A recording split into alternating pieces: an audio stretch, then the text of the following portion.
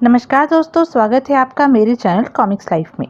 शुरू करते हैं अनिल मोहन जी द्वारा लिखा गया देवराज चौहान सीरीज का एक और मज़ेदार उपन्यास, सबसे बड़ा गुंडा, पार्ट 7।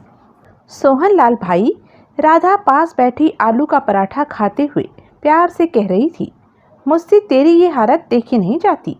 तू भी कभी पूर्व जन्म की जमीन पर पैदा हुआ था और नीलू मुझे उसी जमीन से लाया, ब्याह किया। अब तेरे हाथ पांव बंधे हुए हैं, तू फर्श पर पड़ा हुआ है। बंधे रहने से बहुत तकलीफ होती है, मैं जानती हूँ। जब देवराज चौहान और जगमोहन ने मुझे बांधा था तो ये बात पता चली। मैंने तो नीलू के हाथों के बंधन घंटों लगाकर काट दिए, परंतु तेरे बंधन काटने वाला कोई नहीं है। वो खुदे था वहाँ, उसने मुझे बहन बना लिया था, पर हाथ पांव खोलने को तैयार नहीं हुआ। कमीना था वो। अब तो ये सोच कि मैं तेरे बंधन खोलूंगी तो भूल जा, मैं ऐसा नहीं करने वाली। वैसे तू मेरा भाई ही रहा, पर देवराज चौहान का क्या करें जिसने हमें मारने में कोई कसर नहीं छोड़ी। मोना चौधरी, नीलू, पारसनाथ दूसरे कमरे में आलू के पराठे खा रहे थे। बेचारों ने दिन भर से कुछ खाया नहीं था। अब वो आएंगे और तेरे से देवराज चौहान का ठिकाना पूछेंगे। मेरी मान तो प्यार से बता दे, नहीं तो ठुकाई होगी तेरी। वो सब बहुत गुस्से में हैं। हो भी क्यों ना, देवराज चौहान ने तो हद ही कर दी। बहुत घटिया इंसान है वो, मैंने पहली बार जाना। और तो और ब्रीफकेस में मैंने हजार हजार के नोटों की 38 गड्डियाँ गिनकर अपने हाथों से रखी थी। वो ब्रीफकेस भी ले गए। पूरे 38 लाख रुपया था। मैंने तो सुना था वो डकैती करता है, परंतु अब वो चोरी करने लगा है। घटिया काम किया है देवराज चौहान ने। तू चुपके से मेरे कान में बता दे कि देवराज चौहान कहाँ मिलेगा। मैं किसी को नहीं बताऊंगी और तेरे हाथ पांव खोलकर आलू का पराठा खिलाऊंगी तेरे को। बहन की बात मान जा, इसी में तेरा भला है। वैसे भी तेरे में जान कहाँ है जो तू ठुकाई सह सके। रात के 3:30 बज रहे थे, परंतु किसी की आंखों में नींद नहीं थी। बंधा पड़ा सोहन लाल राधा को देख रहा था। मेरी बात तेरे को अच्छी नहीं लगी? राधा पुनः बोली। नहीं, सोहन लाल गंभीर था। ले, राधा ने आलू के पराठे का टुकड़ा उसके मुंह की तरफ बढ़ाया। तू भी स्वाद देख ले, मैं कितने बढ़िया बनाती हूँ। शुक्रिया, सोहन लाल व्यंग से बोला।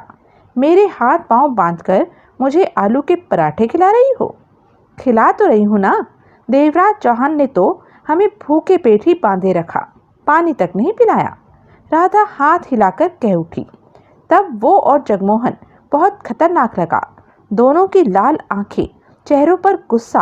और तो मोना चौधरी ने जरूर देवराज चौहान के साथ गड़बड़ की होगी, सोहन लाल ने कहा। ऐसा होता तो मोना चौधरी जरूर बताती। वो कहती है उसने कुछ नहीं किया, वो भूल गई होगी। ऐसी बातें मोना चौधरी नहीं भूलती, राधा ने कहा। सोहन लाल भाई, मैं तेरे भले के लिए ही कह रही हूँ। देवराज चौहान का ठिकाना बता दे, नहीं तो अब तेरी खैर नहीं। सोहन लाल मुस्कुराकर रह गया। तो तू नहीं बताने वाला? अगर तुम मुझे छोड़ दो तो मैं 38 लाख रुपया दे दूंगा जो देवराज चौहान ले गया है। कहाँ से देगा? अपने पास से। हैं तेरे पास? बहुत हैं। नोटों की मुझे परवाह नहीं है। 38 लाख के अलावा मेरे से और कुछ नहीं पता चलेगा। मतलब कि तू देवराज चौहान के ठिकाने के बारे में नहीं बताएगा? कभी नहीं। फिर तो तू ठुकाई के लिए तैयार? तभी पारसनाथ और महाजन वहां पहुंचे। खा लिया आलू के पराठे? बढ़िया लगे ना? राधा मुस्कुराकर कह उठी। तू दूसरे कमरे में जा राधा, महाजन बोला। इधर मत आना। मैं समझ गई, राधा उठते हुए बोली। मैंने सोहन लाल भाई को प्यार से समझाकर पूछा कि देवराज चौहान का ठिकाना कहाँ पर है, पर कहता है नहीं बताऊंगा, लेकिन हमारा 38 लाख देने को तैयार है जो देवराज चौहान ले गया। मोना चौधरी भी वहां आ पहुंची थी। ये सीधी तरह नहीं बताने वाला, पारसनाथ ने कठोर स्वर में कहा। इसके मुंह से निकलवाना पड़ेगा। निकलवाओ, कहकर राधा दूसरे कमरे में चली गई। तुम लोग मेरे साथ गलत व्यवहार कर। देवराज चौहान और जगमोहन ने भी मेरे और राधा के साथ गलत व्यवहार किया था, महाजन दांत भींचे कह उठा। जगमोहन ने तो राधा पर हाथ उठाकर उसे बेहोश कर दिया था। इस बारे में क्या कहोगे सोहनलाल? पता नहीं क्या मामला है, एक बार मुझे देवराज चौहान से बात तो करने दो ताकि पता चले कि इसका मुंह खुलवाओ। मोना चौधरी खतरनाक स्वर में कह उठी। तभी महाजन की ठोकर सोहनलाल की कमर में पड़ी। सोहनलाल के होठों से चीख निकली। इसके मुंह में कपड़ा दे दो कि चीख ना सके, मोना चौधरी बोली, वरना इसके चीखने की आवाज पड़ोस तक चली जाएगी। पारसनाथ ने कपड़ा तलाश कर उसे सोहनलाल के मुंह पर बांध दिया। सोहनलाल तड़प कर रह गया। बता, महाजन दरिंदगी भरे स्वर में बोला, देवराज चौहान का ठिकाना कहाँ है? वो कहाँ मिलेगा? तीसरा दिन, सुबह 8 बजे, बिल्ला का वो ही एक कमरे वाला घर। देवराज चौहान और जगमोहन की आंखें लाल सुर्ख हुई पड़ी थी। चेहरे कठोरता से तप रहे थे। रात भर से ही दोनों कुर्सियों पर बैठे या फिर कमरे में टहलते रहे। कुछ खाया भी नहीं और सोए भी नहीं, परंतु हर तरफ से वो चुस्त नजर आ रहे थे। आपस में भी ना के बराबर बात कर रहे थे। बिल्ला रात 2 बजे लौट आया था और बेड पर जाकर सो गया। अभी तक सो रहा था। हरीश खुदे अभी तक नहीं लौटा था। आखिरकार देवराज चौहान जगमोहन से सख्त स्वर में कह उठा, खुदे अभी तक वापस नहीं आया? कब का दिन निकल आया है? कहीं वो देवेंद्र साठी के लोगों के हाथ तो नहीं लग गया? जगमोहन ने अपना विचार जाहिर किया। संभव है ऐसा हो गया हो। हम उसका और ज्यादा इंतजार नहीं कर सकते। जगमोहन ने दांत खींचकर कहा, हमें ही मोना चौधरी को तलाश करना होगा। पूरी रात यहाँ रहकर हमने खराब कर दी, ये सोचकर खुद ही सुबह तक मोना चौधरी का पता ले आएगा। यही वो वक्त था जब खुदे ने भीतर प्रवेश किया। वो नींद से भरा और थका सा नजर आ रहा था। साफ लग रहा था कि पूरी रात वो सोया नहीं था। मोना चौधरी कहाँ पर है? देवराज चौहान ने कठोर स्वर में पूछा। नहीं पता लगा। मैं उसके फ्लैट पर भी गया, पारसनाथ के रेस्टोरेंट पर भी नजर रखी और महाजन के घर भी गया। महाजन का घर उसी हाल में पड़ा है जैसे हम छोड़ कर आए थे। उसके बाद वे घर पर नहीं लौटे। पारसनाथ भी अपने रेस्टोरेंट में नहीं है। रेस्टोरेंट के चौकीदार से बातों बातों में पता किया। मेरे ख्याल में वे तीनों एक साथ ही कहीं पर हैं, किसी नए ठिकाने पर मौजूद होंगे। खुद ही कुर्सी पर बैठ गया। तुमने हमारी सारी रात खराब कर दी, कुछ भी पता नहीं। खराब क्यों? तुम लोगों ने नींद ले ली। हमें नींद नहीं आती, देवराज चौहान कह उठा। तो क्या सारी रात जागते रहे? खुद ही चौंका। हाँ, खाया भी कुछ नहीं। हमें भूख भी नहीं लगती। हमें सिर्फ मोना चौधरी की ज़रूरत। हैरानी है, खुद ही के होठों से निकला। जब से तुम मुझे मिले हो तब से कुछ खाया नहीं, सोए भी नहीं और चुस्त नजर आ रहे हो। ऐसा कैसे हो सकता है? तुम लोग इंसान हो, रबड़ के पुतले नहीं। जो हमसे सिर्फ मोना चौधरी की बात करो। जगमोहन दांत भींचे कह उठा। मैं आज दिन में उसे कहीं से ढूंढ लूंगा। खुदे ने कहा, 1 घंटा नींद ले लूं, उसके बाद ये हमारा दिन भी खराब कर देगा। देवराज चौहान कह उठा। हमें खुद ही मोना चौधरी को ढूंढकर खत्म करना होगा। जगमोहन गुर्रा उठा। ये तो पक्का है कि वो पारसनाथ के साथ, महाजन के साथ होगी। वो तीनों इकट्ठे हैं कहीं और हमसे मुकाबला करने की तैयारी कर रहे होंगे। जल्दी मत करो, खुद ही बेचैनी से कह उठा। तुम दोनों के लिए बाहर खतरा है, यहीं रहना ठीक है। देवेंद्र साठी के आदमी सारी मुंबई में तुम लोगों को ढूंढते फिर रहे हैं। उनके हाथ पड़ गए तो उसी वक्त तुम दोनों को मार देंगे और हम डकैती नहीं कर सकेंगे। मोटे नोट हासिल करने का मेरा सपना अधूरा रह जाएगा। उधर मोना चौधरी भी तुम दोनों को ढूंढ रही होगी। उसके साथ पारसनाथ और महाजन होंगे। तुम दोनों का यहीं रहना सुरक्षित है। मुझे शाम तक का वक्त दो, मैं ज़रूर मोना चौधरी की खबर ला कर दूंगा। बस 1 घंटा नींद लेने दो, फिर मुझे उठा देना। हम मोना चौधरी को मारना चाहते हैं जगमोहन।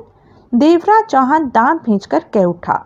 देवेंद्र साठी से टक्कर लेने का हमारा कोई ख्याल नहीं है। मोना चौधरी ही हमारे लिए ज़रूरी है, वो ही हमारा शिकार है। तो क्या करें?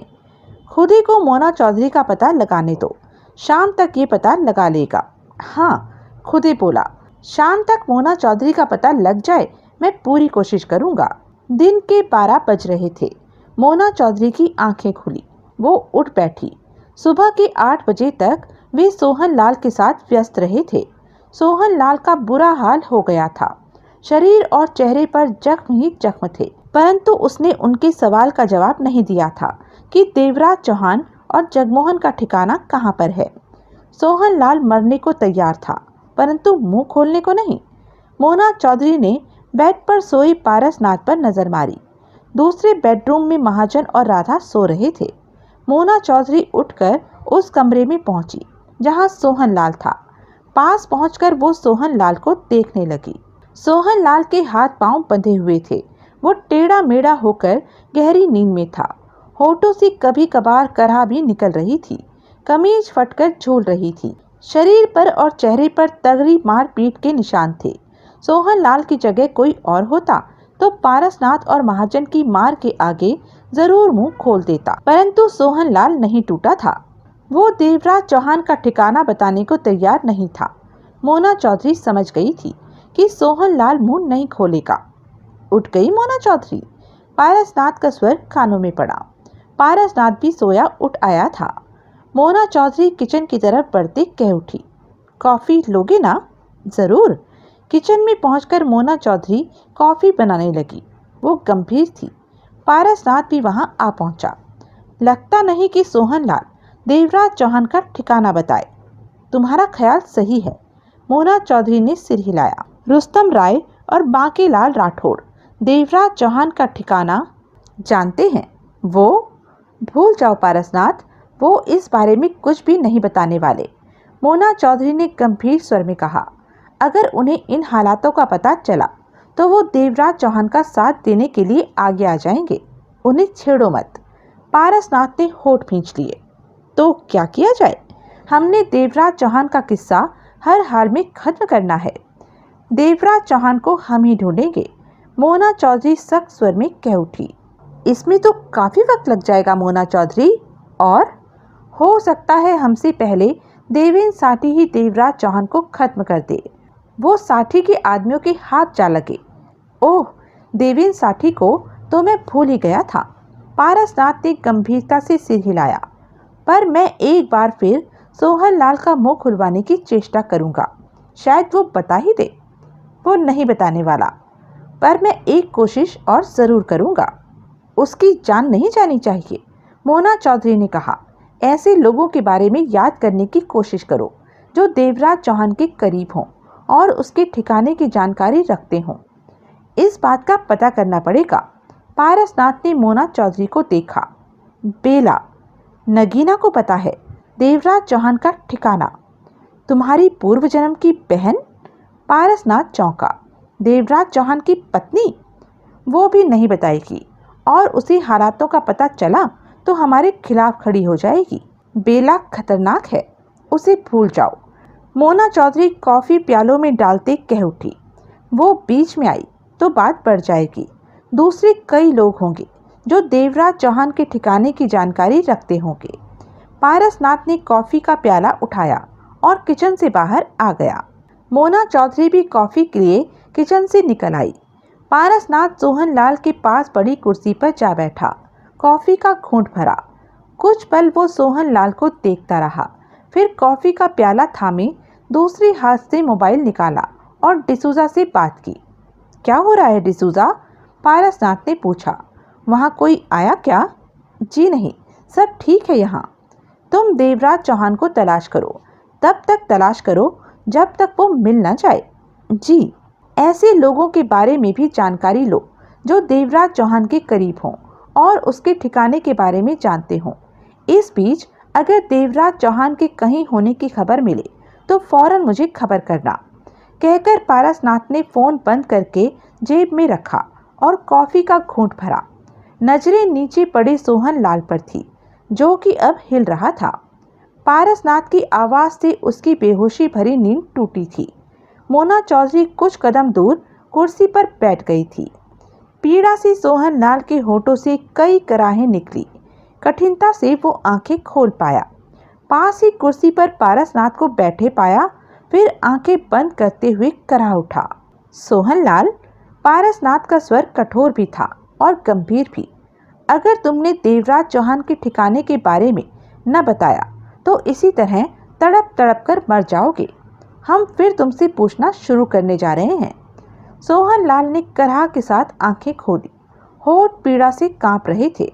बोलो, देवराज चौहान का ठिकाना कहाँ पर है? पारसनाथ ने पूछा। तुम कितनी भी कोशिश कर लो पर मुझसे ये बात नहीं जान सकोगे, सोहन लाल कराह भरे स्वर में कह उठा। अब तुम्हारी जान भी जा सकती है। तुम जो चाहते हो वो करो, लेकिन ये ठीक नहीं किया तुम लोगों ने। शुरुआत देवराज चौहान ने की है। हम तुम्हें सब कुछ बता चुके हैं, पारसनाथ ने सख्त स्वर में कहा। सोहन लाल ने पुनः आंखें बंद कर ली। पारसनाथ ने कॉफी का घूंट भरा। गंभीर निगाह सोहन लाल पर थी। जवाब दो, देवराज चौहान का ठिकाना कहाँ?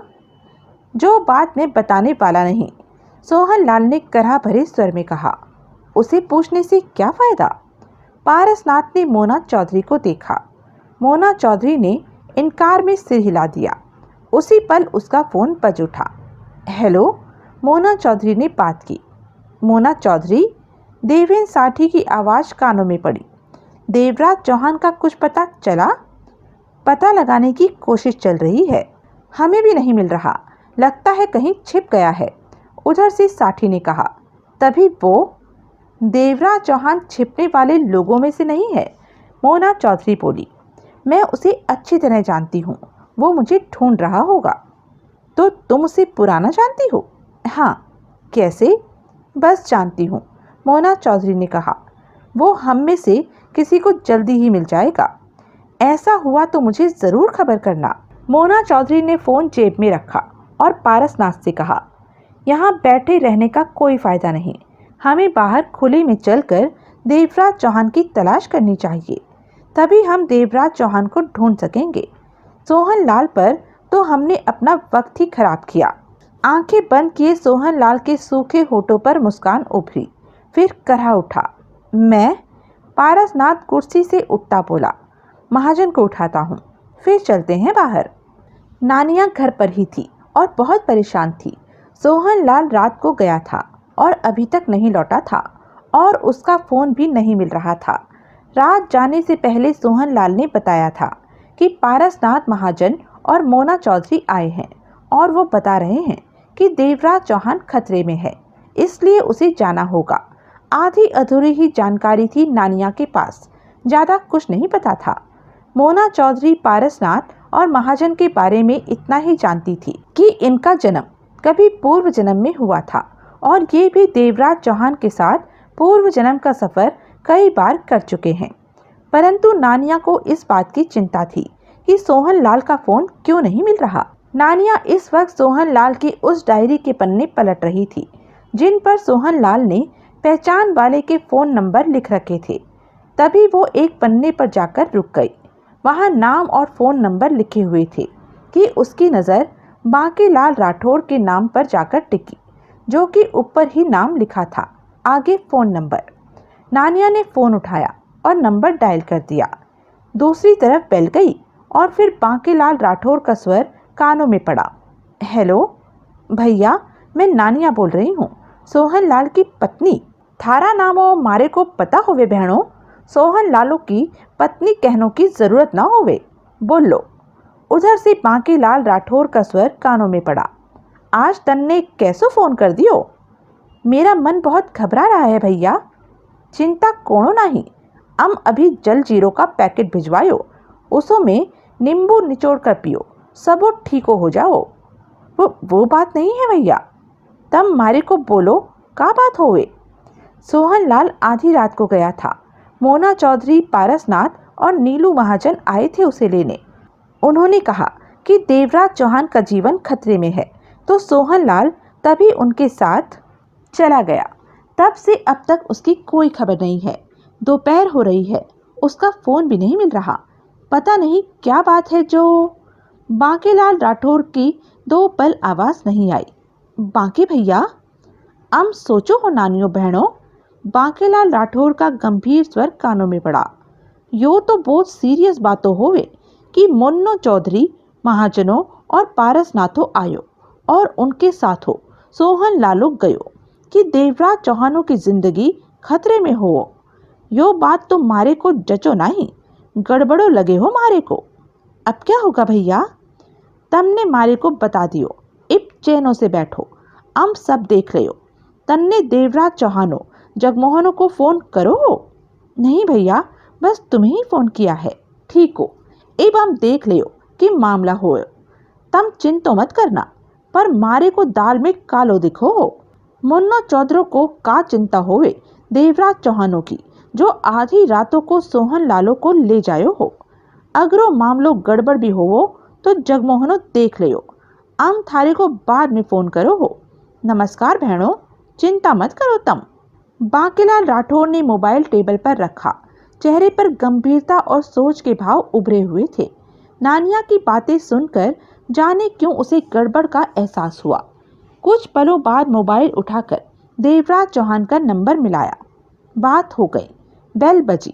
फिर देवराज चौहान की गुर्राहट भरी आवाज कानों में पड़ी। हेलो, मारे पर काय को गुस्सा उतारो हो देवराज चौहानो? सबो ठीक हो तो होवे? क्या बात है? स्वर में कठोरता थी। देवराज चौहान के लहजे पर बांकेलाल राठौर की आंखें सिकुड़ी। देवराज चौहानो, हम बांके बोलो हो, उसने कहा। पता है, काम की बात करो। देवराज चौहान का वैसा ही स्वर कानों में पड़ा। मारे को तुम ठीक हो ना लागो हो तम? उधर से देवराज चौहान ने फोन बंद कर दिया। बांकेलाल राठौर के चेहरे पर अजीब से भाव आ ठहरे। कई पलों तक वो मोबाइल पकड़े बैठा रह गया। आंखें सिकुड़ चुकी थी। कुछ समझ न आया कि क्या हो गया है। कोनो बातों तो जरूर होवे। देवराज चौहानो, मारे से इज्जत से बात करो हो। इब क्या हो गया उसो को? बांके ने मोबाइल संभाला और पुनः नंबर मिलाने लगा। जगमोहनो बतायो मारे को कि का बात होवे हो। जगमोहनो बतायो मारे को कि का बातों होवे। फोन कान से लगा लिया। दूसरी तरफ बेल जाने लगी। हेलो, जगमोहन का सख्त स्वर कानों में पड़ा। हम बांके बोलो हो जगमोहनो? बांकेलाल राठौर ने कहा। कह बांके, थैंक यू, थारे को मारा नाम यादो होवे। बांकेलाल राठौर ने गहरी सांस दी। यो देवराज चौहानों का क्या हो गया जो ठीकों से मारे से बात न करो हो? बहुत गुस्सों में? हमारे पास फालतू बातों का वक्त नहीं है। जगमोहन की गुर्राहट कानों में पड़ी। बांकेलाल राठौर के माथे पर पल पड़े। हम बांकेलाल राठौर होवे? मारे को पहचानो नहीं क्या? बाद में बात करना बांके। इसके साथ ही उधर से जगमोहन ने फोन बंद कर दिया था। यो क्या हो गयो? मारी रेपुटेशन इतनी खराब हो गयो कि देवराज चौहानो, जगमोहनो, मारे से बात न करो हो। बांकेलाल राठौर गंभीर स्वर में बड़बड़ा उठा। पक्को गड़बड़ होवे। यो तो कोई यो बातों ही ना सुनो हो। मुन्नो चौधरो, महाजनो, पारसनाथो, सोहन लालो को साथ ले गयो। फिर फोनो ना मिलो नानिया बहनों का। मोन्नो चौधरी बोलो हो कि देवराज चौहानो खतरों में होवे। यो होवे तो का देवराज चौहानो इब मारे को बतायो ना। यहाँ पे बैठो बैठो बातों ना बना हो। ऑफिस से बाहर निकलना पड़ो मारे को। बांकेलाल राठौर ने रुस्तम राव को फोन किया। हेलो, रुस्तम राव की आवाज कानों में पड़ी। छोरे, बहुत जरूरी कामों आ गयो हो अब भी। बाप, रुस्तम राव की आवाज आई। अपन बिजी होइया, बहकला में थापर साहब के साथ पार्टी में मीटिंग करेला। 6 बजे के बाद ही फुर्सत आएला। इतना कहकर रुस्तम राव ने उधर से फोन बंद कर दिया। छोरो भी बिजी हो, इब मारे को ही सब कुछ संभालना पड़ो हो। बांकेलाल राठौर ने देवराज चौहान के बंगले के बाहर ही कार रोकी और गेट को खोलता भीतर प्रवेश करता चला गया। भीतर बंगले का मुख्य दरवाजा बंद था। उसने बेल बजाई। 2-3 मिनट तक बेल बजाता रहा, परंतु भीतर से कोई नहीं आया। मारे को तो लागे भीतरों कोई यो ना होवे। बांकेलाल राठौर बड़बड़ाकर पोर्च में खड़ी कार के पास पहुंचा। भीतर झांका। कार खाली थी। बांकेलाल राठौर ने दरवाजे के पास पहुंचकर पुनः कॉल बेल बजाई। कोई फायदा नहीं हुआ। बांके ने जेब से मोबाइल निकाला और देवराज चौहान का नंबर मिलाया। हेलो, देवराज चौहान का बेहद कठोर स्वर कानों में पड़ा। तम का बंगलों पर ना हो वो, हम बाहर खड़ो बेल मारो हो। किधर हो वो तम? बांकेलाल राठौर ने पूछा। उधर से देवराज चौहान ने फोन काट दिया। बंद कर दियो, ए मारी यो इज्जत रह गयो हो। बांकेलाल राठौर ने सोच भरे स्वर में कहा, मामलो गड़बड़ लागे हो। बांकेलाल राठौर महाजन के घर पहुंचा। टूटा दरवाजा देखकर ठिठक गया, आंखें सिकुड़ गई। टूटे दरवाजे से वो भीतर प्रवेश कर गया। भीतर का हाल भी उसे ज्यादा बेहतर न लगा। नाड़े की गांठ लगे टुकड़े पड़े देखे तो समझ गया कि इससे किसी को बांधा गया है। पूरा घर देख लिया, परंतु ना तो महाजन मिला ना राधा। यो मामलो तो टेढ़ा हो तो लागो हो। बांकेलाल राठौर बड़बड़ा उठा। बांकेलाल राठौर जब पारसनाथ के रेस्टोरेंट पहुंचा तो शाम के 5:30 बज रहे थे। डिसूजा 10 मिनट पहले ही आया था और तब बाहर निकल रहा था। जब उसने बांकेलाल राठौर को कार से बाहर निकलते देखा, उसकी आंखें सिकुड़ी और वो ठिठक गया। बांकेलाल राठौर ने उसे देखा तो फौरन उसके पास आ पहुंचा। डिसोजो, का हाल होवे थारा? डिसूजा ने आंखें सिकोड़कर उसे देखता रहा। मारे से थारे को कोई नाराजगी हो का? बांकेलाल राठौर उसके चेहरे के भाव देखकर कह उठा। तुम यहाँ कैसे? डिसूजा कह उठा। पारसनाथों से मिलने आए हो। कल रातों को मोना चौधरो पारसनाथों महाजन सोहन लाल को ले गयो। उसी की पत्नी नानियों का मारे को फोन आयो कि सोहन लालो का कुछ पता न चलो हो। सर यहाँ नहीं है। सोहन लालो तो होवे? मुझे इन बातों का कुछ नहीं पता, डिसूजा ने कहा और आगे बढ़ गया। बांकेलाल राठौर ने उसकी बाह पकड़कर रोका। मारे से नाराज लगो हो तुम? मन ने थारी भैंसों तो ना खोलो हो। बांकेलाल राठौर ने कहा। तुम यहाँ क्यों आए हो? सोहन लालो को ढूंढो हो हम। तुम मोना चौधरी महाजन और पारसनाथ का पता लगाने आए हो कि वो कहाँ है? डिसूजा उखड़ा। ये ही चाहो हम? बांके ने सिर हिलाया। सोहन लाल का नाम लेना तो बहाना है। देवराज चौहान से कह देना कि वो बचने वाला नहीं। बांकेलाल राठौर चौंका। का मतलब हो थारा? मतलब तुम खूब जानते हो बांके, डिसूजा ने कड़वे स्वर में कहा। देवराज चौहान ने भेजा है तुम्हें मोना चौधरी महाजन और पारसनाथ का पता लगाने के लिए। चालाक बनने की कोशिश मत। थारी कसमो हम चालाको न बननो हो, पर तम का बोलो हो मारे को ना पतो होवे। देवराज चौहानो बीचों में किधर से आ गयो? हम तो सोहन लालो की बातों करो हो। डिसूजा आगे बढ़ गया। बांकेलाल राठौर ने उसे पुनः रोकते हुए कहा, थारी कसमो मारे को कुछ भी पतो ना होवे, पर थारी बात सुनो के मामलो गड़बड़ लागो हो। तुम बतायो मारे को कि क्या मामला होवे। मारी तो बुद्धि खराब हो गयो हो थारी बात सुनकर। बोला तो तुम सब जानते हो। देवराज चौहान मोना चौधरी की जान लेना चाहता है। वो पारसनाथ महाजन और राधा के पीछे पड़ा है, पर अब वो बचेगा नहीं। मोना चौधरी उसे कभी भी खत्म कर सकती है। बांकेलाल राठौर बात को समझने की चेष्टा करने लगा। देवराज चौहानो मोना चौधरी की जान लेना चाहो हो? बांकेलाल राठौर ने पूछा। तुम्हें सब पता है, फिर क्यों पूछते हो? डिसूजा ने सख्त स्वर में कहा। मारे को कुछ न पता होवे, भरोसा करो मारी बातों का। देवराज चौहानो मोन्नो चौधरी को क्यों मारना चाहो हो? मेरे से बात मत करो। डिसूजा ने आगे बढ़ना चाहा। हम पारसनाथों से मिलना चाहो, वो यहाँ नहीं है। सोहन लालो को तलाश करो हो हम, वो उन्हों के साथ हो। मुझे नहीं पता इस बारे में, कहने के साथ ही डिसूजा आगे बढ़ गया। बांके उसे तब तक देखता रहा जब तक डिसूजा कार में बैठकर चला नहीं गया। बांकेलाल राठौर के चेहरे पर गंभीरता नाच रही थी। देवराज चौहानो मोन्नो चौधरी को मारनो चाहो, यो तो पंगो लगो हो भारी भरकम मारे को। बांके का फोन बज उठा। हेलो, बांकेलाल राठौर ने फोन पर बात की। बाप अपन फ्री होइला, रुस्तम राव की आवाज कानों में पड़ी। पर छोटे इब हम फ्री ना होवे हो, इधर तो गड़बड़ो दिखो हो भारी। कौन सा गड़बड़ झमेला बाप? देवराज चौहानों को मोन्नो चौधरी से कुछो पंगो हो गयो लागो हो। क्या बाप? रुस्तम राव की चौंकी आवाज आई। देवराज चौहान और मोना चौधरी का पंगा होइला? तम अभी मारे को मिलो छोरे, इधरो तो बहुत गड़बड़ो लागे हो। बांकेलाल राठौर और रुस्तम राव एक रेस्टोरेंट में मिले। बोल बाप, क्या लफड़ा होइला? बांके ने सब कुछ रुस्तम राव को बताया। सुनकर रुस्तम राव गंभीर हो गया। ये तो रगड़ा खड़ा होइला बाप। देवराज चौहान मारे से ठीक हो बातों ना करो, जगमोहनो भी ऐसा ही करो हो। सोहन लालो को मुन्नो चौधरी पारसनाथो और महाजनों जानो किधरों ले गयो। डिसूजा मारे को बोलो, मोना चौधरी देवराज चौहानों को मार दियो। देवराज चौहानों और जगमोहनो बंगलों पर ना मिलो हो।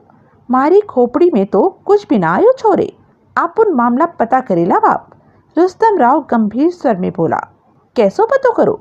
देवराज चौहान जगमोहनों का तो पतो ही ना होवे। महाजनों और पारसनाथों भी नहीं मिलो हो। महाजनों के घरों का दरवाजा टूटो पड़े हो, घरों में कोई ना होवे। अपन दोनों इन लोगों को ढूंढे ला बाप। किधरों ढूंढो तम छोरे, इधर से निकल बाप, वो कहीं तो मिले ना। रुस्तम राव का फोन बजा। हेलो, रुस्तम राव ने बात की। रुस्तम, अपन बेड़े बोलता है। उधर से आवाज आई। बोल बेड़े, देवराज चौहान तुम्हारी पहचान का है ना? हाँ। रुस्तम राव की आंखें सिकुड़ी। ये बोलने को जो फोन किया कि वो खतरे में है। अंडरवर्ल्ड किंग देवेंद्र साठी और उसके आदमी कल से अक्खी मुंबई में उसे ढूंढते फिर रहे हैं। वो देवराज चौहान को छोड़ने वाले नहीं। मामला क्या फसीला है बाप? रुस्तम राव ने पूछा। देवराज चौहान ने देवेंद्र साठी के भाई पूरबनाथ साठी को मार दिया है। देवेंद्र देवराज चौहान से बदला लेना चाहता है। ये कब की बात हुई ला? परसों देवराज चौहान ने साठी को मारा। रुस्तम राव फोन बंद करके बांकीलाल राठौड़ से बोला। बाप, मामला बहुत टेढ़ा हुईला। देवराज चौहान साठी को मारेला। उसका भाई देवराज चौहान से बदला लेने के वास्ते उसे ढूंढेला। इधर मोना चौधरी से देवराज चौहान का पंगा हुईला। देवराज चौहान तो फंसेला बाप। बांकीलाल राठौड़ ने कुछ नहीं कहा। चल बाप, देवराज चौहान को ढूंढेला। पर छोरे, अम का कर सको हो? सबों से तो देवराज चौहानो पंगो लियो हो। इब अम देवराज चौहान से बात करेला बाप, वो खतरे में होइला। रुस्तम राव खड़ा हो गया। देवराज चौहान को अम ढूंढो, पर वो मारे को तो ना मिलो हो। उठ जा बाप, अपन दोनों देवराज चौहान को ढूंढेला। बांकीलाल राठौर का हाथ मूछ पर पहुंचा, फिर वो खड़ा हो गया। शाम 6:30 के बाद हरीश खुदे वापस लौटा। देवराज चौहान और जगमोहन तब तक बहुत ज्यादा गुस्से में आ चुके थे कि दिन बीत गया, परंतु वो अभी तक कुछ न कर सके। खुदे के भीतर आते ही देवराज चौहान कुर्राया। कहाँ है मोना चौधरी? नहीं पता लगा पाया, बहुत कोशिश की, परंतु तभी देवराज चौहान का हाथ घूमा और खुदे के गाल पर जा पड़ा। वहां मौजूद बिल्ला ये देखकर हड़बड़ा उठा। चांटा इतना जबरदस्त था कि खुदे का सिर घूम गया। मुझे क्यों मारते हो? खुदे गुस्से से कह उठा। सारी रात और सारा दिन तुम दोनों के लिए भाग दौड़ करता रहा कि मोना चौधरी की कोई खबर पालूं, और तुम ये नाम दे रहे हो मुझे, वो भी बिल्ले के सामने? चुप कर। देवराज चौहान ने दांत किटकिटाए। इसने हमारा सारा दिन खराब कर दिया। अब तक तो हमने उसको ढूंढ ही लेना था। जगमोहन खतरनाक स्वर में कह उठा। अब हम ही ढूंढेंगे उसे और बुरी मौत मारेंगे। आओ। देवराज चौहान दरवाजे की तरफ बढ़ गया। देखते ही देखते देवराज चौहान और जगमोहन बाहर निकल गए। खुदे अभी तक गाल पर हाथ रखे खड़ा था। तुझे उन्होंने मारा खुदे? बिल्ला कह उठा। मुझे तो बहुत बुरा लगा। वो तेरे मेहमान न होते तो मैं उन्हें छोड़ता नहीं। खुदे आगे बढ़कर कुर्सी पर जा बैठा। ना सोने के कारण आंखें भारी थी। टुन्नी को पता चल गया कि तू लोगों से इस तरह मार खाता फिर रहा है तो तूने फिर टुन्नी का नाम लिया? खुदे ने उसे गुस्से से देखा। घबरा मत, मैं टुन्नी को नहीं बताऊंगा कि तूने मेरे सामने मार खाई। सुनकर उसके दिल पर क्या बीतेगी? बेचारी। मार मैंने खाई और बेचारी तू उसे कह रहा है? खुदे झल्लाकर बोला। इसी वक्त खुदे का फोन बज उठा। हेलो, खुदे ने बात की। शाम हो गई है, आज तो आ रहे हो ना? उधर से टुन्नी की आवाज आई। तेरे को बोला तो था कि मैं घर पर नहीं आ सकता। देवेंद्र साठी के आदमी वहां पर नजर रखे हैं। तूने ही बताया। मुझे रात को नींद नहीं आती। आ जाओ ना। मैंने तेरे को सामान बांधने को कहा था। सामान है ही क्या जो बांधूं? क्या सच में हमें ये घर छोड़कर जाना पड़ेगा? हाँ, वहाँ मुझे खतरा है। तभी बिल्ला कह उठा। टुन्नी अकेले घर में बोर हो रही है। तुम्हें ऐतराज ना हो तो मैं उसके पास चला जाता हूँ। साले, तू वहां जाकर क्या करेगा? खुदे बिल्ली पर गुस्से से बोला। बातें करके उसका दिल बहला दूंगा। चुप कर सड़े हुए, खुदे बोला। फिर फोन पर टुन्नी से कहा, तो मैं क्या कह रहा? तुम बिल्ले के साथ हो? उसी के घर पर हूँ। और देवराज चौहान? वो अभी बाहर गया है। खुदे ने आराम से कहा, रात तक आ जाएगा। बिल्ला क्या कह रहा था? कमीना, यूं ही बकवास करता रहता है। खुदे ने कड़वे स्वर में कहा, मटर पनीर जो तुम्हारे लिए बना रखे थे वो मैंने खा लिए। एक कटोरी ही तो बची। कोई बात नहीं, तुम आ जाओ, अंधेरा होने वाला है, तुम्हें आते कोई नहीं देख सकेगा। उधर से टुन्नी ने कहा, मैं नहीं आ सकता, बंद करता हूँ, फिर फ़ोन करूँगा। वो लटका क्या हुआ? जो? खुदे ने फ़ोन बंद कर दिया। बिल्ला फौरन कह उठा, तुम टुन्नी को यहाँ क्यों नहीं ले आते? क्यों? खुदे ने उसे घूरा। तुम घर पर नहीं जा सकते कि देवेन के आदमी वहां नजर रखे हैं। टुन्नी बेचारी अकेली वहां क्या करेगी? उसे यहीं बुला लो, तीनों मिलकर प्यार से रहेंगे। मैं टुन्नी का बहुत ध्यान रखूंगा, तुमसे भी ज्यादा। उल्लू का पट्ठा, ऐसा मत कह। बिल्ला दांत निकालकर बोला, मैं सच कह रहा हूँ। और तो और दाल रोटी का खर्चा भी मेरा रहेगा। तेरे को टेंशन लेने की कोई जरूरत नहीं। एक रात तू बाहर सो जाया करना, एक रात मैं बाहर सो जाया करूंगा। क्या बोला तू? खुद ही गुर्रा उठा। जो टुन्नी की खुशी होगी, बिल्ली ने जल्दी से कहा। इसमें टेंशन क्या?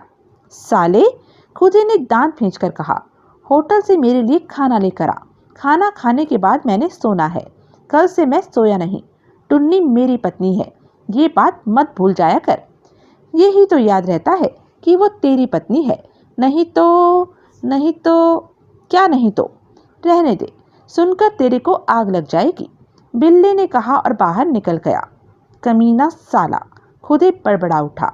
देवराज चौहान और जगमोहन वहां से सीधा मोना चौधरी के घर पर पहुंचे। दरवाजा खोला तो खुल गया। दोनों भीतर प्रवेश कर गए, मगर पूरा फ्लैट खाली था। मोना चौधरी उन्हें यहाँ नहीं मिली। भीतर का हाल वैसा ही था जैसा भी परसों छोड़कर गए थे। लगता है परसों रात के बाद वो लौटे ही नहीं। जगमोहन गुर्रा उठा। वे फ्लैट से बाहर निकले तो सामने के फ्लैट से नंदराम को झांकते पाया। दोनों नंदराम के पास पहुंचे। साईं, तुम फिर? नंदराम थोड़े से खुले दरवाजे से बाहर गर्दन फंसाए कह उठा, तुम तो। देवराज चौहान ने दरवाजे को धक्का दिया तो वो खुल गया। नंदराम हड़बड़ाकर पीछे हट गया। दोनों भीतर प्रवेश कर गए। देवराज चौहान गुर्राकर बोला, मोना चौधरी कहाँ है? मेरे को क्या पता बड़ी। तुम दोनों ने उस दिन मार पीट की, उसके बाद तो वो नहीं दिखी बड़ी। उसके बाद वो फ्लैट पर नहीं आई? नहीं, वो आती तो मेरे को जरूर पता होता। मैं तो 24 घंटे इधर ही रहता है। पर बात क्या है बड़ी? तुम दोनों मोना डार्लिंग के पीछे क्यों पड़े हो नी? लफड़ा क्या हो गया? तभी देवराज चौहान का हाथ घूमा और नंदराम के गाल पर पड़ा। नंदराम फौरन पीछे को जा गिरा। क्यों मारते हो नी? मैंने ऐसा क्या बोल दिया? जो? देवराज चौहान और जगमोहन बाहर निकलते चले गए। मोना डार्लिंग भी बहुत लफड़े पालती है नी, अब आएगी तो शिकायत करूंगा। नंदराम बड़बड़ा उठा था, खामखा चांटा मार दिया। देवराज चौहान और जगमोहन पारसनाथ के रेस्टोरेंट पहुंचे। शाम के 9 बज रहे थे। रेस्टोरेंट पूरी रौनक पर था। सब कुछ सामान्य चल रहा था। वे सीधा रिसेप्शन पर पहुंचे और वहां मौजूद युवक से देवराज चौहान ने दांत खींचकर पूछा, पारसनाथ कहाँ है? वो तो कल से ही यहाँ नहीं है। युवक उसे पहचान गया था कि परसों शाम इन्हीं दोनों के साथ रेस्टोरेंट की छत पर झगड़ा हुआ था। मैंने पूछा है कहाँ है? पता नहीं सर, मैं तो यहाँ नौकर। उसी पल देवराज चौहान का हाथ घूमा और युवक के चेहरे पर पड़ा। युवक तीव्र करह के साथ पीछे लड़खड़ाता चला गया। ये आप क्या कर रहे हैं सर? वहाँ 2-3 लोग खड़े थे, उनकी निगाहें भी इधर ही ठहर गई। पारसनाथ महाजन मोना चौधरी कहाँ है? देवराज चौहान पुनः गुर्रा उठा। मैं नहीं जानता, कह तो दिया। कल से सर रेस्टोरेंट में नहीं। ऊपर? वहाँ भी नहीं है। देवराज चौहान और जगमोहन ऊपर जाने वाले रास्ते की तरफ बढ़ गए। पहली मंजिल फिर छत पर बने कमरों में देखा, वहाँ कोई नहीं था। जब वो नीचे पहुंचे तो डिसूजा को आराम से वहाँ खड़े पाया। पारसनाथ कहाँ है डिसूजा? जगमोहन ने दांत भींचकर पूछा। मुझे नहीं मालूम, वो आपको ही ढूंढ रहे हैं, डिसूजा सतर्क स्वर में बोला। कहाँ ढूंढ रहे हैं? देवराज चौहान गुर्राया। हम वहीं पहुंच जाते हैं। मैं नहीं जानता कि वो कहाँ पर होंगे इस वक्त। फोन करके पूछो। कि फोन नहीं लग रहा, मैंने अभी लगाया था, डिसूजा ने कहा। साले, तेरे को सब पता है, कहने के साथ ही देवराज चौहान का घूंसा डिसूजा के पेट में लगा। डिसूजा पेट पकड़कर दोहरा होता चला गया। देवराज चौहान और जगमोहन पलटे और बाहर निकलते चले गए। देवराज चौहान और जगमोहन महाजन के घर पर पहुंचा। घर पर पूरी तरह अंधेरा था। दरवाजा वैसे ही टूटा पड़ा था। भीतर पहुंचकर उन्होंने लाइट जलाई, परंतु वहां सब कुछ वैसा ही दिखा जैसा कि वे कल छोड़कर गए थे। महाजन और उसकी पत्नी उसके बाद से घर नहीं लौटे। देवराज चौहान गुर्रा उठा। वो लोग एक साथ ही कहीं पर हैं, छिपे हुए हैं। वो छिपने वाले नहीं, देवराज चौहान ने दांत पीसे। वो जरूर हमें ढूंढ रहे होंगे कि हमें मार सकें, लेकिन हम पहले ही उन्हें मार देंगे, जगमोहन ने खतरनाक स्वर में कहा। वो जहां भी हैं, उन्हें ढूंढना होगा। हम अभी तक मोना चौधरी को मार नहीं सके। एक बार वो मिल जाए, मार देंगे। जगमोहन के चेहरे पर क्रोध की सुर्खी थी, आंखें लाल हो रही थी। वे दोनों महाजन के घर से बाहर निकले और कार में बैठकर आगे बढ़ गए। अभी वे सड़क पर पहुंचे ही थे कि एकाएक कार जगमोहन के कंट्रोल से बाहर होकर लहरा उठी और बगल की कार से टकराते टकराते बची। जगमोहन ने फौरन कार को संभाल लिया था। क्या हुआ? देवराज चौहान ने कठोर स्वर में पूछा। सिर में अचानक ही दर्द की टीस उठी थी। जगमोहन कह उठा। अब ठीक है। हमें मोना चौधरी महाजन और पारसनाथ की पहचान वालों के बारे में जानना है। वो कहीं छिपे? उसी पल पुनः कार पहले की तरह लहरा उठी। जगमोहन ने फुर्ती से कार को संभालते हुए कहा, मेरे सर में कुछ हो रहा है। जगमोहन दांत भींचकर कह उठा। सिर में दर्द भरी टीसें? संभालो अपने आप को, हमें बहुत काम करने हैं अभी।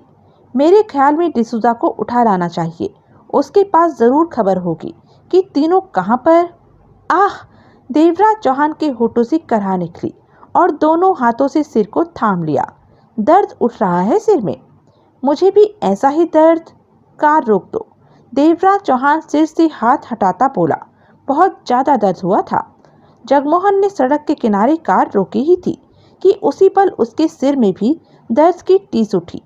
उसने भी दोनों हाथों से सिर को थाम लिया। होठों से तीव्र कराहसी उठी। बहुत पीड़ा हो रही।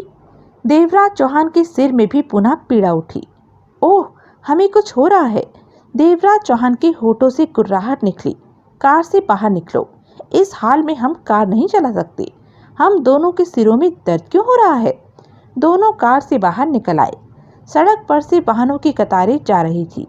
हेडलाइटों में उनके चेहरे चमक रहे थे। अब ठीक है, जगमोहन बोला। अब मैं कार चला सकता हूँ। देवराज चौहान कुछ कहने लगा कि तभी उसके सिर में पीड़ा भरी टीस उठी। पुनः उसने दोनों हाथों से सिर थाम लिया। होठ भींच गए, आंखें बंद कर ली।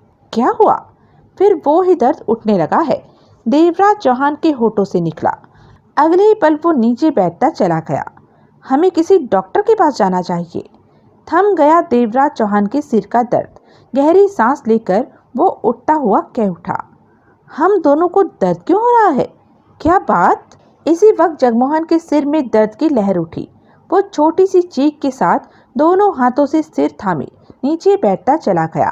भयंकर पीड़ा उठी थी सिर में। हमें सड़क पर से हट जाना चाहिए।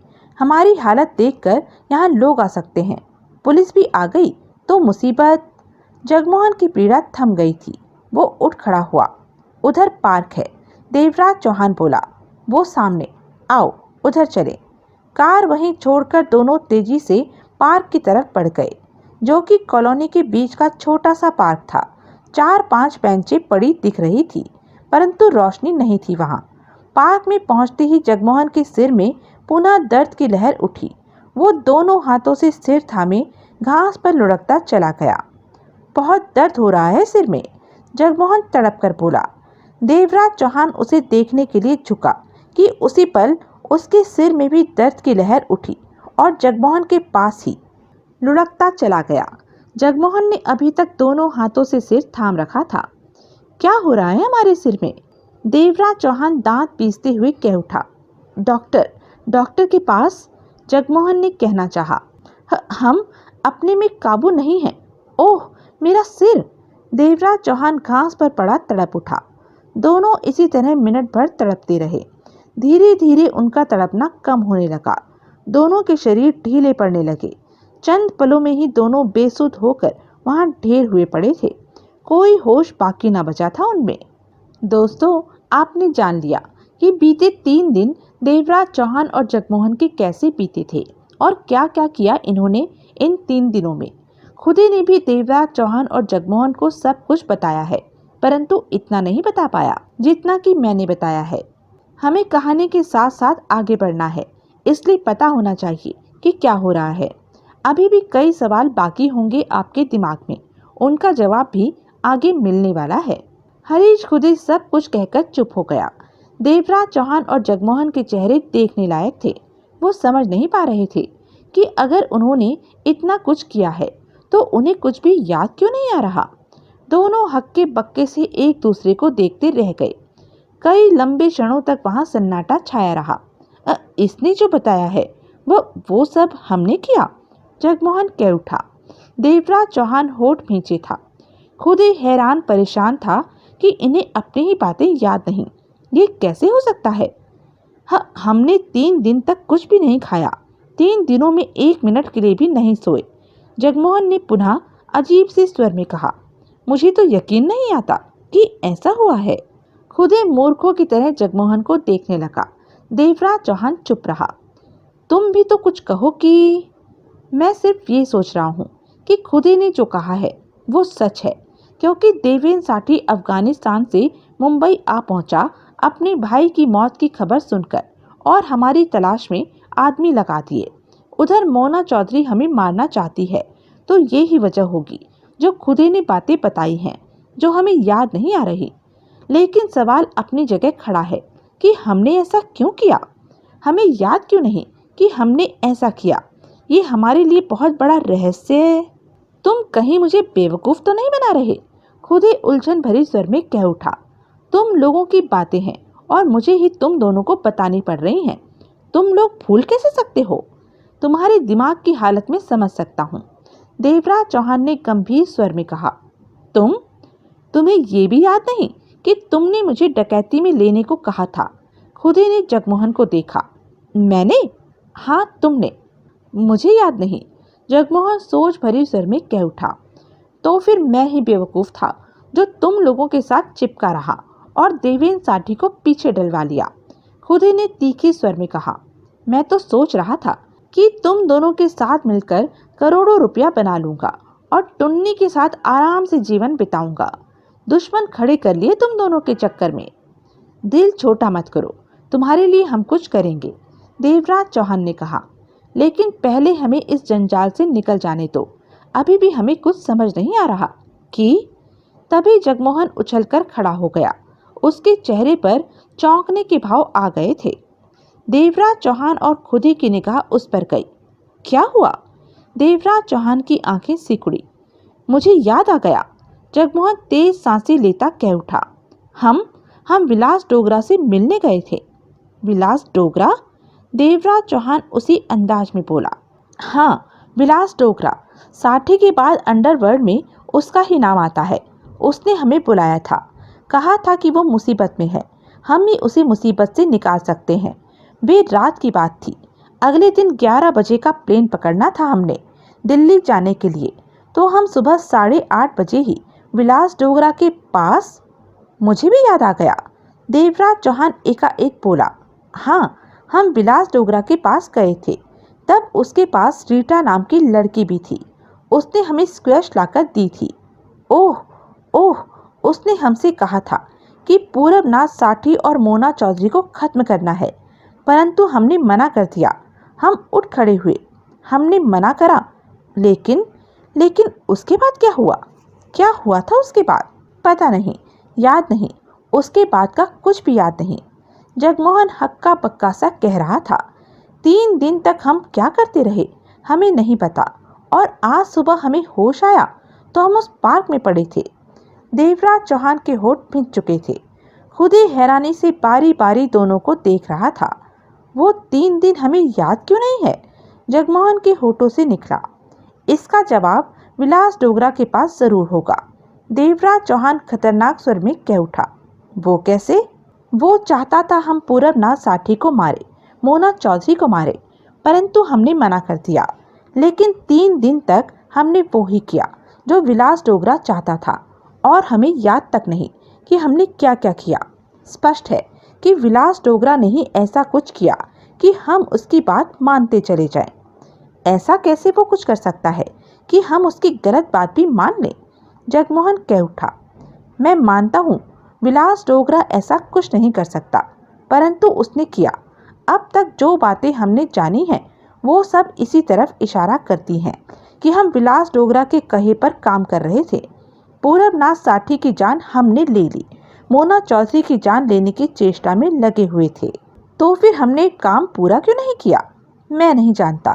मुझे तो ये भी समझ नहीं आता कि हम ऐसे काम पर लगे ही क्यों जो हमें नहीं करना था। हमें ये भी याद नहीं विलास डोगरा के उस ठिकाने से हम बाहर कब निकले। तुम्हें याद है? नहीं। जगमोहन ने इनकार में सिर हिलाया। देवराज चौहान के चेहरे पर कठोरता नाच उठी। वो बोला, हमारे सवालों का जवाब विलास डोगरा के पास है। ये कैसे कह सकते? उसी ने हमारे साथ कोई खेल खेला है। देवराज चौहान गुर्रा उठा। एकमात्र वो ही है जो हमारे सवालों का जवाब दे सकता है। जगमोहन के चेहरे पर भी कठोरता नाच उठी। देवराज चौहान ने उसी पल फोन निकाला और नंबर मिलाने लगा। विलास डोगरा को? जगमोहन के होठ भींच गए। हाँ, हमें कम से कम पता तो चले कि हमारे साथ क्या हुआ था। वो स्वीकार करेगा कि उसने हमारे साथ कुछ किया है? जगमोहन बोला। हम तो जानते ही हैं कि उसी ने हमारे साथ ऐसा कुछ किया है कि हम पागल हो गए। देवराज चौहान ने मोबाइल कान से लगा लिया। विलास डोगरा तक पहुंचने की बात हमें याद है, उसके बाद कुछ भी याद नहीं। और 3 दिन बाद हम खुद को एक पार्क में होश आया पाते हैं। उधर बेल जाने लगी थी। खामोश खड़ा उनकी बातें सुनता खुदे कह उठा। बहुत अजीब लग रहा है तुम लोगों की बातें सुनकर। विश्वास नहीं आता। अब तुम्हें ये तो यकीन आ गया कि हम दोनों सच में अजीब सी मुसीबत में फंसे हैं। जगमोहन ने कहा। ये तो वास्तव में बड़ी मुसीबत है। खुदे ने गहरी सांस ली। परंतु मैं अपने बारे में सोचता हूँ तो और भी ज्यादा मुसीबत महसूस करता हूँ कि तुम लोगों ने मुझे किस मामले में खींच लिया। कितने खतरनाक लोग मेरे आसपास हैं।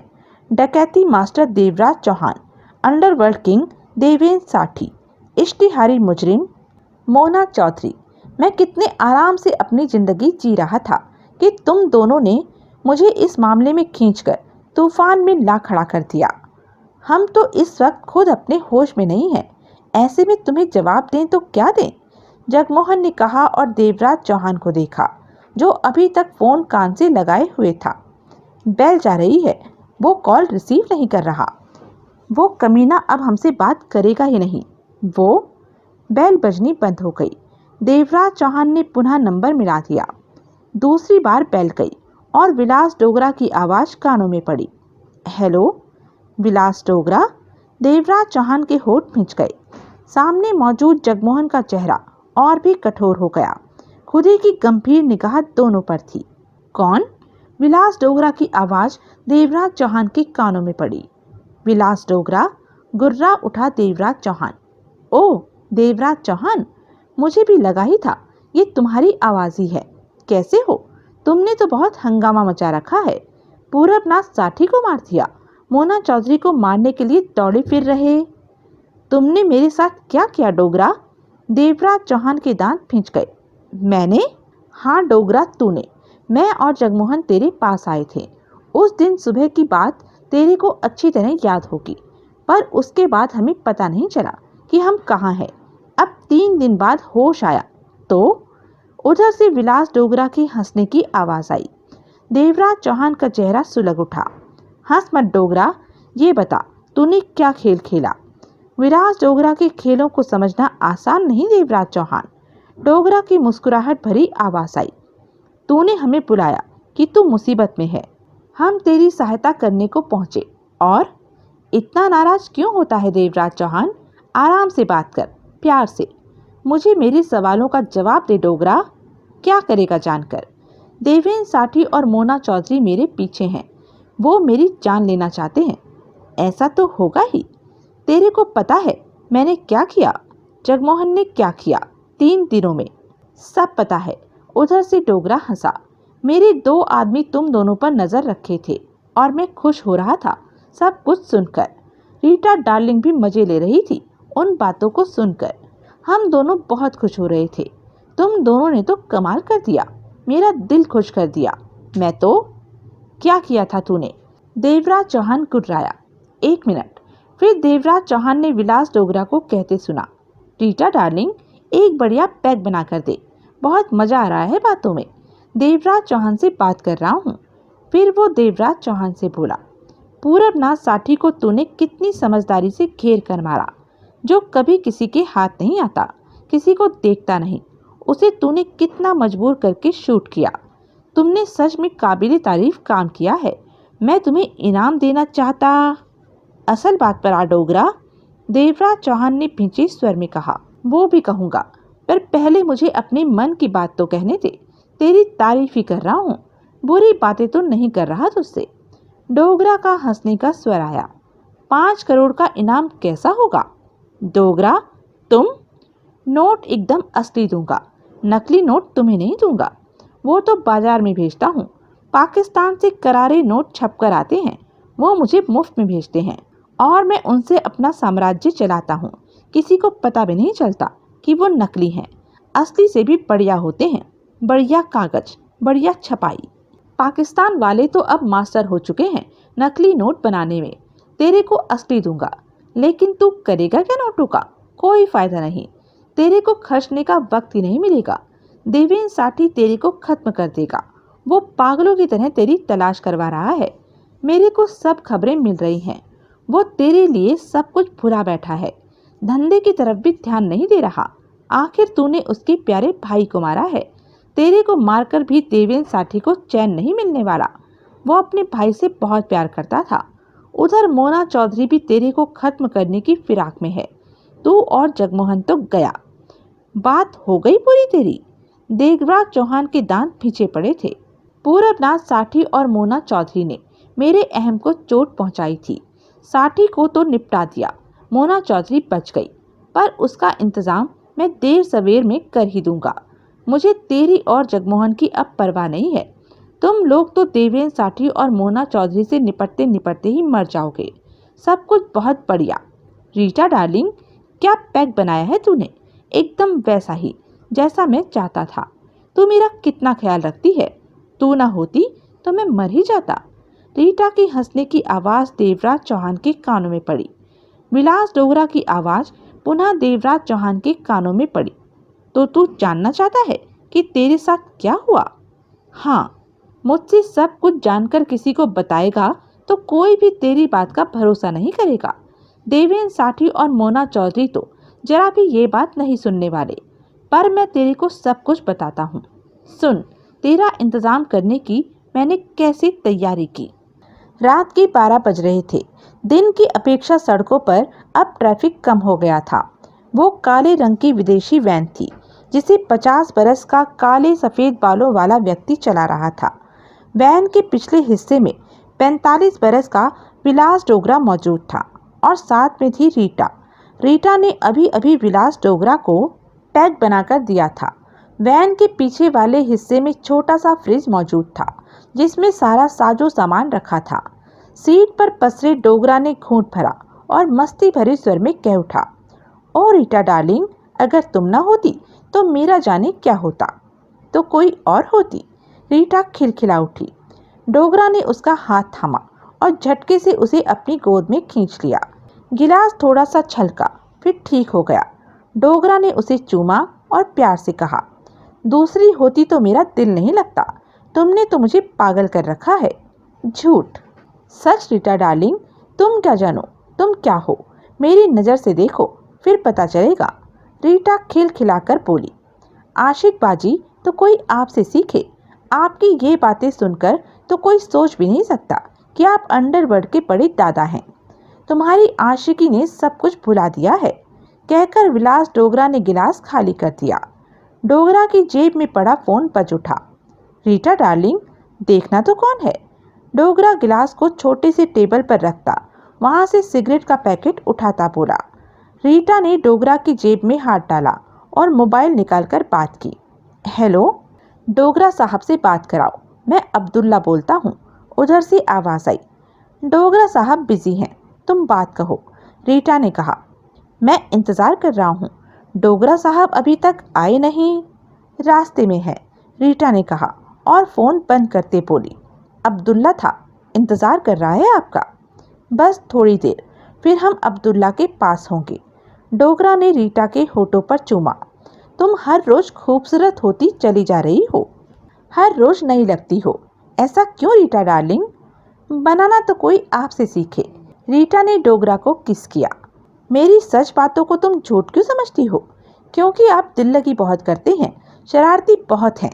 रीटा हंस पड़ी। लेकिन ये तो सच है रीटा डार्लिंग, तेरी टक्कर की कोई दूसरी नहीं।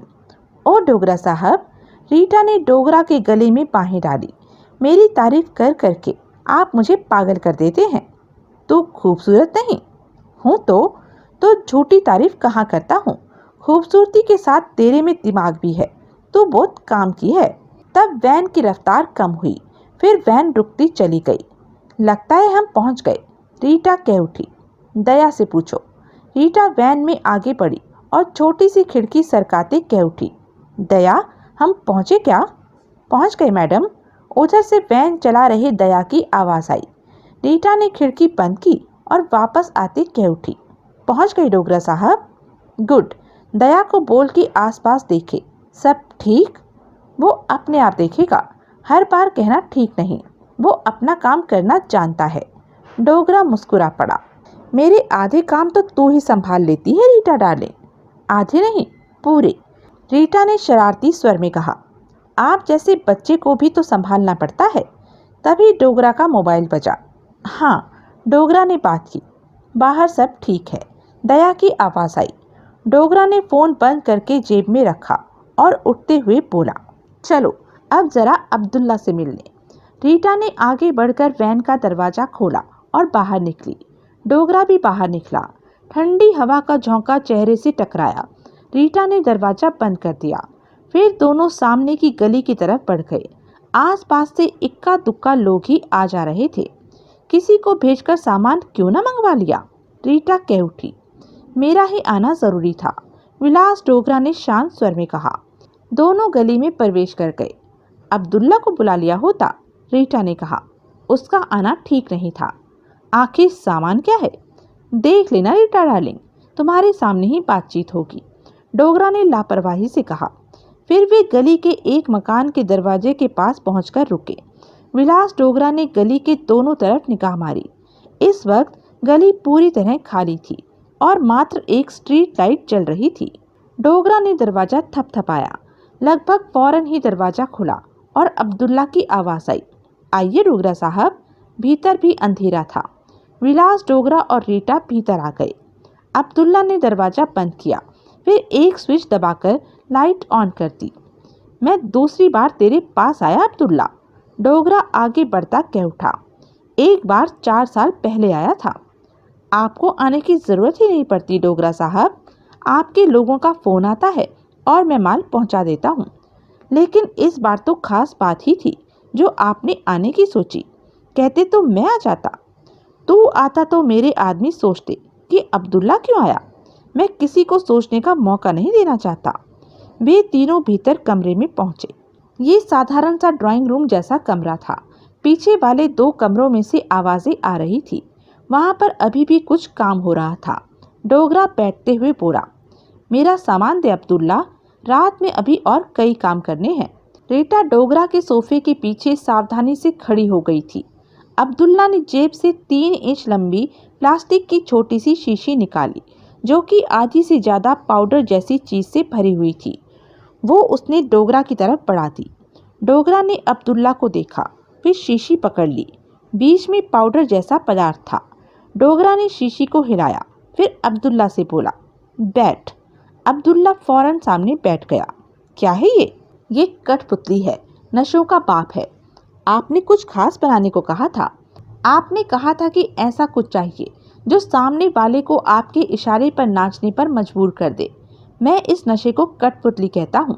ये बाजार में नहीं मिलता, इसे सिर्फ मैं ही बना सकता हूँ। कई परीक्षण करने के बाद 2 साल की मेहनत करके मैं इस कठपुतली को बनाने में सफल हो सका हूँ। कैसे बनाया, क्या क्या डाला है? कठपुतली बनाने के लिए कई नशों का इस्तेमाल करना पड़ता है। हेरोइन, आइस, स्मिथ, स्मैक और ब्राउन शुगर के साथ 2 तरह के केमिकलों की सहायता लेनी पड़ती है और इन्हें कई बार जार में डालकर तेज आग पर पकाना और बर्फ में रखकर ठंडा करना पड़ता है। अंत में सूखी सी पपड़ी रह जाती है। पपड़ी का रंग भूरा हो जाता है तो उसे पीस लिया जाता है। इसी तरह कठपुतली पाउडर के रूप में तैयार हो जाती है, जैसे कि अब आपके हाथों में पकड़ी शीशी के भीतर है। विलास डोगरा ने पुनः शीशी को देखा। कठपुतली, डोगरा गंभीर स्वर में बोला। अजीब नाम दिया है तुमने इस दवा को। ये बहुत खतरनाक नशा है। मात्रा ज्यादा दे दी जाए तो कठपुतली इंसान को हमेशा के लिए पागल कर देती है। आपने कहा था कि ऐसा कुछ चाहिए जो सामने वाले को उसके इशारे पर नाचने पर मजबूर कर दे। पूरा सप्ताह लगाकर मैंने आज ही कठपुतली को तैयार किया है। आपने 2 लोगों के लिए दवा बनाने को कहा था। ये 2 लोगों के लिए ही है। शीशी में पड़े पाउडर को बराबर मात्रा में आधा आधा बांट लेना। अगर इतनी मात्रा एक ही आदमी को दे दी तो वो पागल हो जाएगा। इसे इस्तेमाल करने में सावधानी बरतनी पड़ेगी। इसे इस्तेमाल कैसे करना है और ये असर क्या करेगा अब्दुल्ला? डोगरा बोला। मुझे सब कुछ बताओ ताकि मैं समझ सकूं कि तुमने मेरे काम की चीज बनाई है या ऐसे ही कहे जा रहे हो। पल भर के लिए अब्दुल्ला मुस्कुराया, फिर गंभीर होकर कहने लगा, सब बताता हूँ डोगरा साहब। अब्दुल्ला गंभीर स्वर में बोला। पहले इस कठपुतली को इस्तेमाल करने का तरीका। रीटा डार्लिंग, विलास डोगरा शांत स्वर में कह उठा। जी डोगरा साहब, ये जो बताने जा रहा है वो सुनना, और जो बात मैं ना समझ पाऊंगा वो बाद में तुमसे पूछूंगा। समझ गई। अब्दुल्ला ने पहलू बदलकर पुनः कहा। ये 2 लोगों के लिए कठपुतली है। 2 जगह बराबर की आधी आधी बांटकर किसी को देनी होगी। ये स्वादहीन है, परंतु इसे नशे वाली किसी भी चीज़ में मिलाकर ना दिया जाए, जैसे कि शराब या बियर। ऐसा किया तो इसके असर में मज़ा नहीं आएगा। पर्याप्त असर के लिए इसे जूस या स्क्वैश में मिलाकर देना बेहतर होगा। कठपुतली शरीर में जाते ही अपना असर शुरू कर देती है। मात्र 3-4 मिनट में ये पूरा असर दिखा देगी, दिमाग पर काबू पा लेगी। इसके असर के जो 3-4 मिनट होते हैं, उसी वक्त के दौरान कठपुतली का सेवन करने वाले से जो बात की जा रही हो, इन 3-4 मिनट के दौरान कठपुतली का असर होने पर सेवन करने वाला उन्हीं बातों पर चलेगा, उसे ही सच मानने लगेगा। कठपुतली दिमाग पर ऐसा ही असर करती है जैसे कि। 1 मिनट, विलास डोगरा ने टोका। तुम ये समझो कि मैं 2 लोगों से 2 लोगों का मर्डर कराना चाहता हूँ। तब इस कठपुतली के साथ मुझे क्या क्या करना चाहिए कि मेरी बात पूरी हो जाए? 2 लोगों से 2 लोगों का मर्डर? अब्दुल्ला बोला। हाँ, दोनों लोगों को एक साथ कठपुतली का सेवन कराएंगे या अलग अलग? एक साथ। डोगरा की निगाह अब्दुल्ला पर थी। ठीक है, अब्दुल्ला ने सिर हिलाया। जूस या स्क्वैश में कठपुतली मिलाकर उन्हें दे दें और जब वो पीना शुरू करें तो उनके सामने अपनी बात रख दें कि आप उन दोनों को खत्म कराना चाहते। वो इनकार करें तो उन्हें इनकार करने दीजिए, बस आप अपनी बात कहते रहें। कठपुतली उनके शरीर में जाकर असर कर रही है। उनका दिमाग कठपुतली की पकड़ में आता जा रहा है। 3-4 मिनट तक आपने बार बार ये बात कहनी है कि उन 2 लोगों को खत्म करना है। उनके नाम लेते रहिए। 3-4 मिनट में कठपुतली का असर हो जाएगा और तब तक उनके सोचने समझने या इनकार करने की शक्ति छिन चुकी होगी। कठपुतली का नशा उन्हें अपने कंट्रोल में कर चुका होगा और उनके सामने वो ही 2 लोगों के नाम रह जाएंगे जिनकी आप हत्या कराना चाहते हैं। उसके बाद कठपुतली का सेवन करने वाले उन दोनों को मारने के लिए चल देंगे। कठपुतली नाम के नशे के वो गुलाम हो जाएंगे और आपका काम हो जाएगा। सच में अब्दुल्ला, ऐसा ही होगा? ऐसा ही होगा डोगरा साहब। 2 बार मैं इस कठपुतली का इस्तेमाल पहले भी कर चुका हूँ। बढ़िया काम हुआ। ये तो कमाल की कठपुतली है। डोगरा मुस्कुराया। इस नशे की दवा को कठपुतली नाम ही मैंने इसलिए दिया है कि सेवन करने वाले को ये अपने इशारों पर नचाती है। शानदार। इसका असर कब तक रहता है? 3 दिन, यानी कि 72 घंटे। इन 3 दिनों में कठपुतली का सेवन करने वाला सोएगा नहीं, क्योंकि उसे नींद नहीं आएगी। कठपुतली अपने असर से उन्हें चुस्त रखेगी, भूख भी नहीं लगेगी, यानी कि खाने और सोने की जरूरत नहीं। इंसान अपने टारगेट की तरफ ही दौड़ता रहेगा। देखने वाले को महसूस नहीं होगा कि वो किसी तरह के नशे की पकड़ में है। सिर्फ आंखें लाल रहेंगी। 60 घंटे तक कठपुतली का सेवन करने वाला नशे में लाल आंखों के साथ रहेगा। जब कठपुतली का नशा उतरना कम होना शुरू होगा तो सिर में दर्द उठना शुरू हो जाएगा। उसके बाद उसे नींद आ जाएगी। जब वो सोया उठेगा तो उसे कुछ भी याद नहीं रहेगा कि इन 3 दिनों में उसने क्या किया है, क्योंकि उस समय भी कठपुतली का असर उसके दिमाग पर बाकी रहेगा। फिर कब पता लगेगा कि 3 दिनों में उसने क्या किया है? ये बात उसे कभी भी पता नहीं चल पाएगी, क्योंकि कठपुतली ने उसे जो नाच दिखाया है वो अपने असर से दिखाया है। एक बार दोबारा सोने पर कठपुतली लेने वाला कुछ सामान्य होगा और धीरे धीरे उसे वो वक्त याद आ जाएगा जब उसने कठपुतली का सेवन किया था। बस वहीं तक यादें बाकी रहेंगी। मतलब कि कठपुतली के नशे में उसने जो किया है वो उसे कभी भी याद नहीं आएगा। नशा उतरने पर भी 1 दिन लगेगा सामान्य होने में। मुझे विश्वास नहीं आता कि तुम्हारी बनाई नशे की दवा इतना बढ़िया काम करेगी। एक बार इस्तेमाल तो करके देखिए डोगरा साहब। अब्दुल्ला मुस्कुराया। रीटा डार्लिंग, डोगरा कह उठा। जी डोगरा साहब। डोगरा के पीछे खड़ी रीटा कह उठी। तुमने सुना? जी। सब समझ लिया? पूरी तरह। तुम्हारा जवाब नहीं, तुम बहुत समझदार हो। डोगरा कठपुतली की शीशी को जेब में डालता कह उठा। अब्दुल्ला, इस दवा की कीमत इसे इस्तेमाल करने के बाद दूंगा। कीमत मांगी ही किसने है? मैं मुफ्त में कभी कुछ नहीं लेता। यह आपका बड़प्पन है। अगर तुम्हारी इस कठपुतली ने तुम्हारे बताए ढंग से काम न किया तो? डोगरा ने अब्दुल्ला को देखा। ये पूरी तरह काम करेगी? जरूर करेगी। डोगरा ने सिर हिलाया। पर अगर काम न किया तो? अब्दुल्ला ने बेचैनी से पहलू बदला।